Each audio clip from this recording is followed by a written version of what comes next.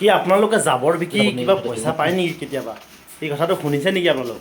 যদি নাই শুনা তেন্তে ভিডিঅ'টো সম্পূৰ্ণ চাব লাষ্টলৈকে। আজি মই জাবৰ বিকি কিমান পইচা পালোঁ দেখুৱাই আছোঁ। লাষ্টত গম পাব মই এই জাবৰখিনি বিকি কিমান পাম। আমাৰ দোকানত কেইজনমান দুজনমান মানুহ আহিছিলে। তেওঁ সুধিছে আপোনালোকৰ দোকানত কিবা জাবৰ আছে নেকি? মই নিশ্চয় আছে বুলি ক'লোঁ। তেওঁ আহিলে আমাৰ দোকানৰ জাবৰখিনি ভালকৈ চালে, হোম টেষ্ট কৰি চাইছে কিবা বস্তু পায় নেকি। এনেদৰে অকণমান জাবৰটো লৈ তেওঁলোক পানীত অকণমান ডুবাই পিনি জাবৰখিনি চাইছে।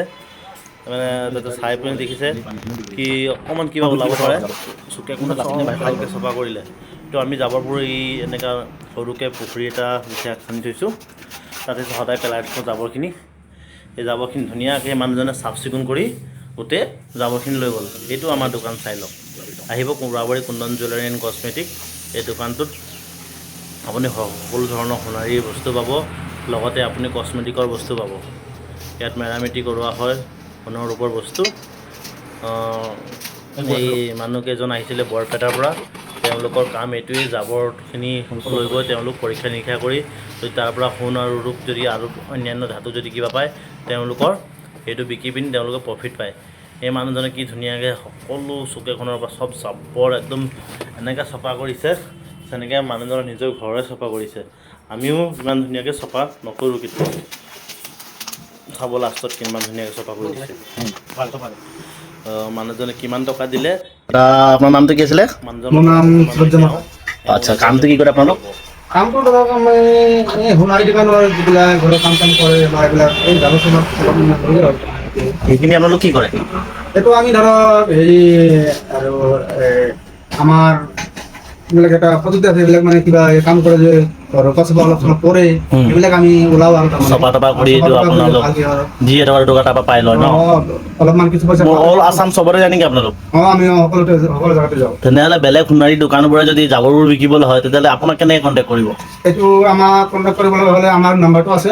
নাম্বাৰটো ফোন কৰিলে আপুনি কি গুচি যাব? অল আছাম য'তে হয়। জেনুইন দাম দিয়ে না বস্তু? জেনুইন দাম দিয়ে। বস্তুটো চাই অকণমান টেষ্ট কৰি চাই তাৰ ভিত্তিত কৰি আপোনালোক দাম যদি হয় নাই? ঠিক আছে বাৰু। আপোনাক কণ্টেক্ট কৰিবলৈ হ'লে কি নাম্বাৰ হ'ব? নাম্বাৰটো কৈ দিয়ক এবাৰ। মোৰ নাম্বাৰটো 6900 লাহে লাহে কওক। 6900 ঠিক আছে দিয়ক। আপোনাক আৰু এটা নাম্বাৰ কৈ দিয়ক, আছে যদি নালাগিলে আৰু উঠাই ল'ব। আছে নেকি? মনত নাই। ঠিক আছে বাৰু, হ'ব। এই নাম্বাৰটো আপোনালোক নোট কৰি ল'ব। আৰু যদি কোনোবা যদি নিজৰ সোণাৰী দোকান জাবৰ বিকিব বিচাৰে তেন্তে এই খুৰাজনক আপোনালোক কণ্টেক্ট কৰিব। দাম জেনুইন দিয়ে বাৰু, হয় নাই? দিয়ক বাৰু, নমস্কাৰ থাকিল। নমস্কাৰ দিয়ক। এনেদৰে মানুহটো সম্পূৰ্ণ ক্লিয়াৰ কৰিব।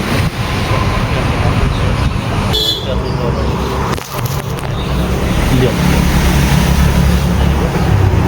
কিমান দিলে? 4, 5, 6 তিতাই দিছে যে পইচাবোৰ। থ'ব লাগে। তেতিয়াহ'লে কওক, আপোনাৰ নম্বৰটো কৈ দিয়ক। মানুহবোৰে কেনেকৈ কণ্টেক্ট কৰিব আপোনাক? ফোন নম্বৰ কৈ দিয়ক।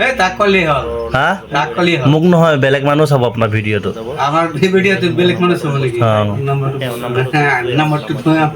মুখস্থ নাই? মুখস্থ নাই? অঁ দিয়া, হ'ব। কিন্তু এওঁলোক চাইবোৰ লৈ যায়। কাৰোবাক লাগে মানুহকেইজনক কণ্টেক্ট কৰিব। আৰু নাম্বাৰটো দিয়া হৈছে। দিয়ক, নমস্কাৰ দি দিয়ক। নমস্কাৰ দি দিয়ক।